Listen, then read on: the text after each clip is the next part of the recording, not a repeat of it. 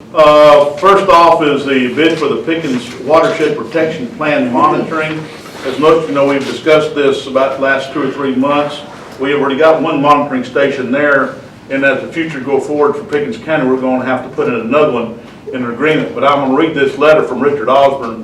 He's been following up on this, and he's in training this week, the reason why he's not here. But he gave us this, and it says, based on the EPD suggestions for revising the Watershed Protection Plan, long-term monitoring for Pickens County, CCR Environmental and Fox Environmental prepared revised bid proposals. Fox Environmental submitted the lower bid for $9,900 for 2016. For perspective, Advanced Environmental charged Pickens County $14,117 to conduct water monitoring from one site on Long Swamp Creek in 2015. Both bids would result in significant cost savings and would be more in compliant with the recommendations of EPD since they would cover multiple monitoring sites. CCR Environmental's proposal is $10,785. Fox Environmental's proposal is $9,900, resulting in an 8% savings over CCR and 30% savings over Advanced. Both proposals appear to be in order, and both companies, CCR Environmental and Fox Environmental, are reputable Georgia companies with experience in this type of work in North Georgia. Since I knew that Fox Environmental conducted work for Bartow County, I contacted the Community Development Director, Lamont Kaiser, who stated that Catherine Fox leads a good company and that they have been satisfied with the work in annual reports. Water Department Director Larry Coleman has reviewed the proposals and agrees with the Planning and Development recommendation of Fox Environmental as the lowest and most qualified bidder. The Planning and Development staff requests that this item be placed on the February 18th Board of Commissioners meeting agenda, and I have to agree with them also. So, Ms. Deborah, if you don't mind, as we go forward, put that on the agenda, please. Any questions on that particular? Because we've been discussing it for quite some time for water monitoring for Pickens County. All right, that brings us down to item 2. The preparation for the 2015 audit, and I'm going to turn it over to Ms. Faye Harvey. Okay. I know she's nearly finished with it. So. I wish that would fast forward. It's about 3 or 4 months now. Okay, Connie and I met with the auditors last Friday, and just for a preparation meeting. They are planning to do their field work for the elected officials the first week in March.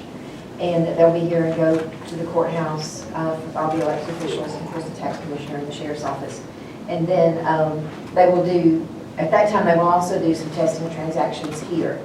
And then in the first week of April, they'll begin their main field work here in the county. And they may be here a couple weeks then. They're hoping that we'll have a final draft of the audit by the end of May.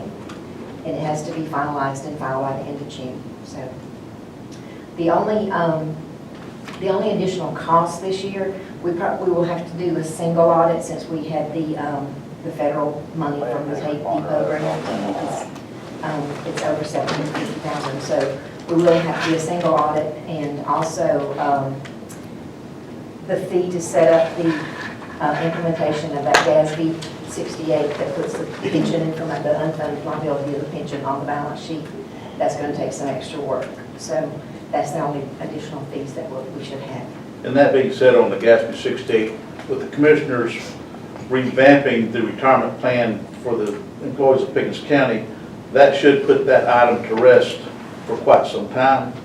Well, there'll still be an unfunded liability. Correct. It should, since the current pension is closed to new employees, it limits that, so it should level off. Yeah. All right. Any questions to that?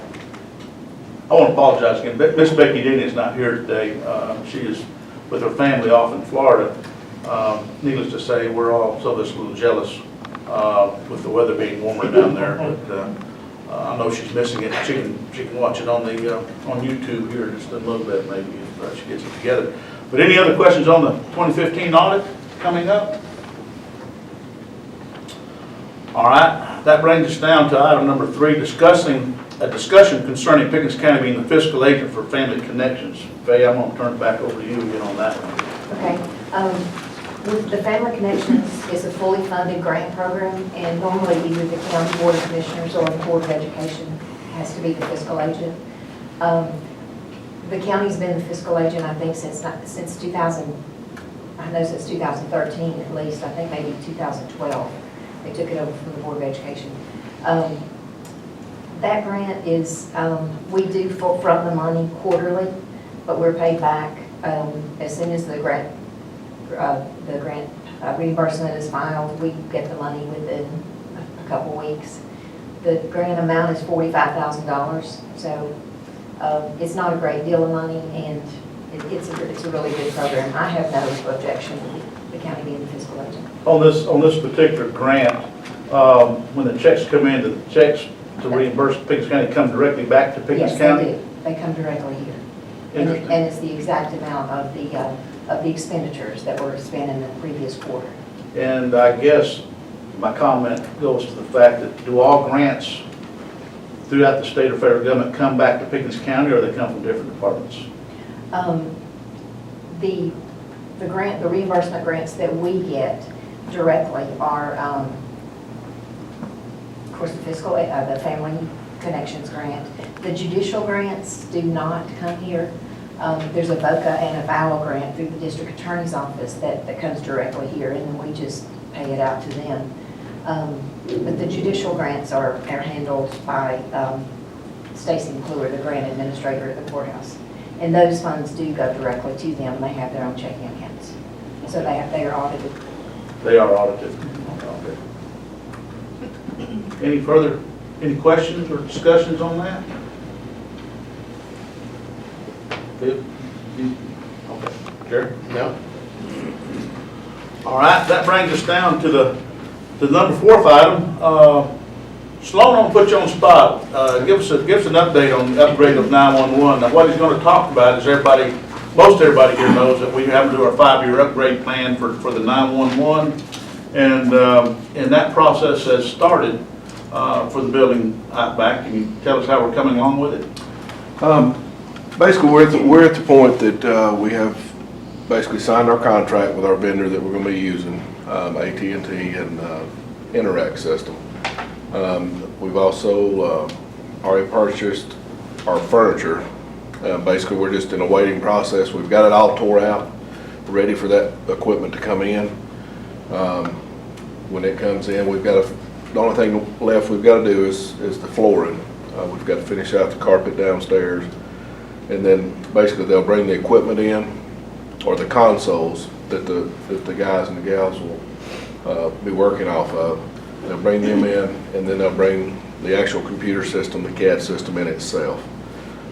Once that's installed, it'll be basically a little bit more than just a flip of a switch, but they'll sit there and say, okay, basically y'all stand up from where you're at now and walk in the room, and they should be fully functional. So with their upgrade and all that. So As everybody remembers, when we did the budget for this coming year, if I'm not mistaken, about $300,000 was set aside for this 5-year upgrade for the 911. it's 320. Yeah, we 320.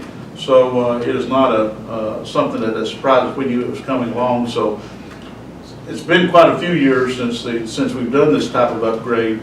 So I know some people are kind of confused, where you're doing it at. We're doing it on the other side of the wall where the 911 is now. It gives them a little more room.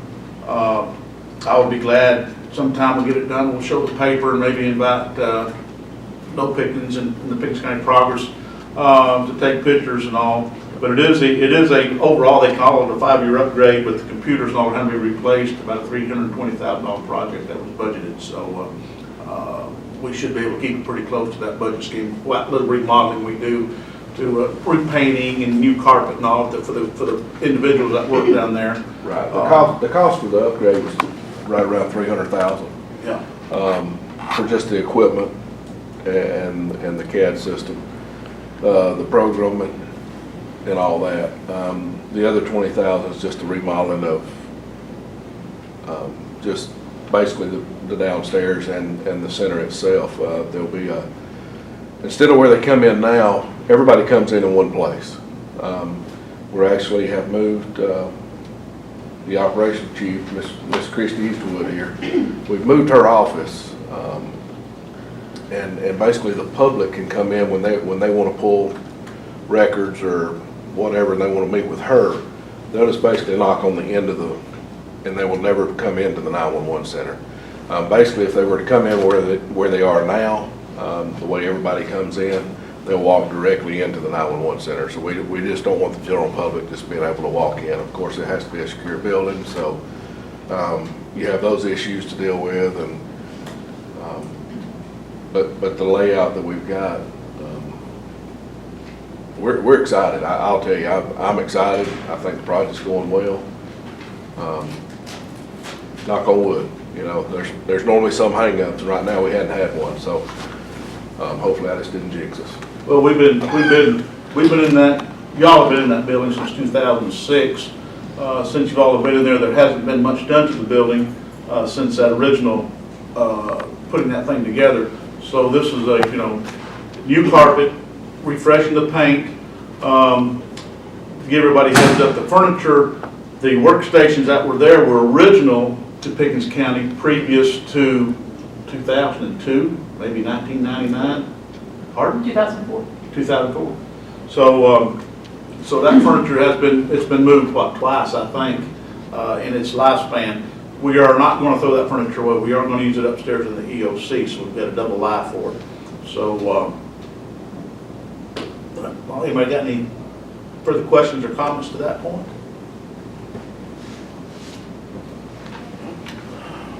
Well, that pretty well fulfills our agenda for items for discussion today. Mr. Barnes, do you have anything you need to add? Ms. Fay? I want to compliment the guys that's going around and getting things back in order from the flooding. They're working hard and keeping things going there. Yeah, and also I'd like to reiterate the story that was done in the progress. They did a good job on it, and so did Mary, Ms. Livesey here with nopickens.com, trying to help us try to keep everything under control. Even though we've got the roads back opened up, we still got about 4 more weeks of repair work on head walls and all for the flooding. It's come to the point in life here in Pickens County, we can deal with the snow and ice a whole lot better than we can the floods. And it just, they're brutal, and they cost us considerable amount of more money than what you can anticipate when it comes to flood damage. But thank you, Jerry, I appreciate that, and I'm sure they will hear from that. Mr. Landon, you got any other? Ms. Deborah? All right, I'm going to, at this time, unless anybody else has got a question or a comment, I'm going to close this meeting down.